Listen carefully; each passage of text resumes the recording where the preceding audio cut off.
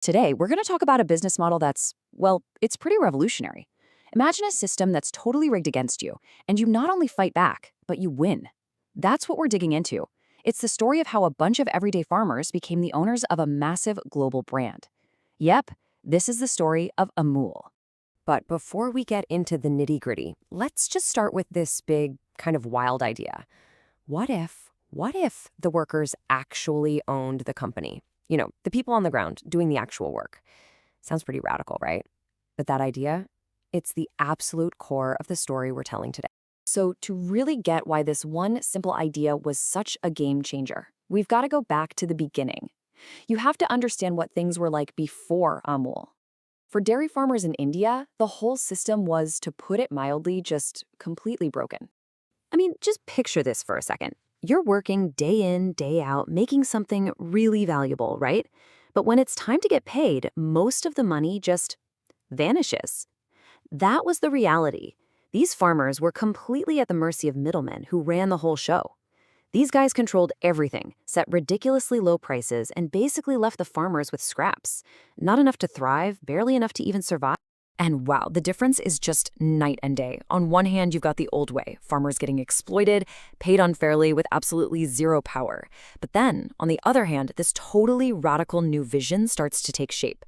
A vision that asks, hey, what if we just got rid of the middlemen? What if we could guarantee fair prices? And what if the farmers themselves got ownership and control? It's a total flip of the script, a complete reversal of who holds the power. Okay, so here's the big question. How do you fix a system that's literally designed to keep you down? Well, the answer they came up with was brilliant.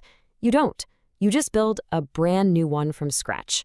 And that brings us to this farmer-owned solution, the model that was about to change absolutely everything. And this was their mission. It was so simple, yet so powerful. We're not talking about some complicated business plan here. It was just a straightforward, rock-solid idea. Let's create a cooperative.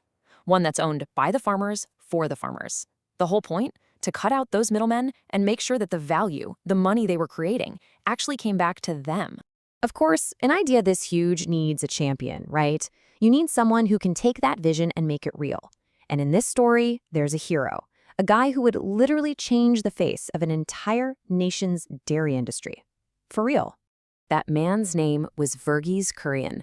He was the mastermind, the architect behind the amul model. He was the champion of this whole cooperative movement and the guy who really lit the fire under what became known as India's White Revolution. And this wasn't some small thing. This revolution transformed India from a country that didn't have enough milk to the world's largest milk producer. And it was all powered by this one man's incredible vision and passion. Okay, so we get the why now, right? The motivation was clear.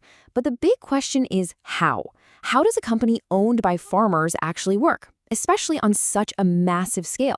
Let's get into the nuts and bolts. At its heart, the model is actually super simple. Think of it like this. Every single farmer who's part of the network is a stakeholder. They're not just some random supplier selling their milk. No, they're a part owner of the whole shebang. So if they do well, the company does well. It's that simple, that direct. And you can see how that flow works right here. Step 1, a farmer joins the network. From that point on, the cooperative does all the heavy lifting. We're talking collecting the milk, processing it, turning it into all the amul products you know, and selling them. And then comes the best part, the most important step. The profits? They go right back to the farmers who own the place. It's this perfect closed loop. The value that's created stays right there in the community. But look, a business structure is just a blueprint, right? It's just lines on a page. What made the amul model so strong, what made it last, wasn't just how clever the system was. It was the values, the deep beliefs that the entire thing was built on. And that really gets to the core of it all. Amul's success wasn't just about money. It was cultural. The reason it worked, the reason it thrived, is because it was never just a company. It was a community. And it was a community built on this really powerful shared set of beliefs. You could say that was the real secret sauce that let it get so big. So what were those values? Well, first up, trust. Just a fundamental belief that everyone's pulling in the same direction. Then, mutual benefit. This idea that if you win, I win. My success is completely tied to our success as a group. And finally, shared leadership. This wasn't a top-down thing. It was about empowering the farmers themselves to help steer the ship. Okay, but wait a minute. You might be thinking, millions of owners? Doesn't that sound like a recipe for disaster? Like just constant arguments and total chaos?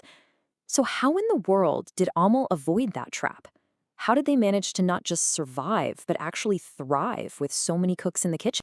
The answer is actually pretty simple, and it comes down to one incredibly powerful word: transparency. Total transparency.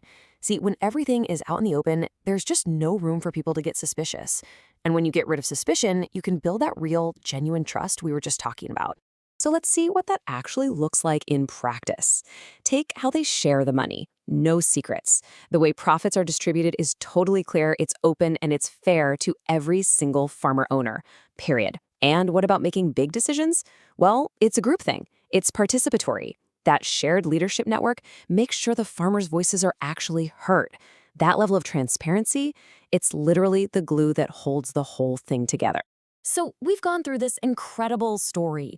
What's the big takeaway here? What's the lesson we can learn from this huge experiment in building a business around a community? Well, first off, you just got to look at the results. A business model built from the ground up by the workers themselves went on to become India's single biggest dairy brand. This was never some small little experiment. It was a massive, colossal success that completely changed an entire industry.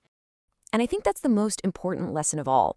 Amol proved that you can be wildly successful because you empower your people, not by just profiting off of them. It's a choice, right? They chose to create value that everyone could share instead of just taking it for themselves. Their whole foundation is built on people, not just on profit margins. And that kind of leaves us with one last thing to think about. We live in a world that's often obsessed with profit, Profit above everything else. But Amul is this amazing counterexample.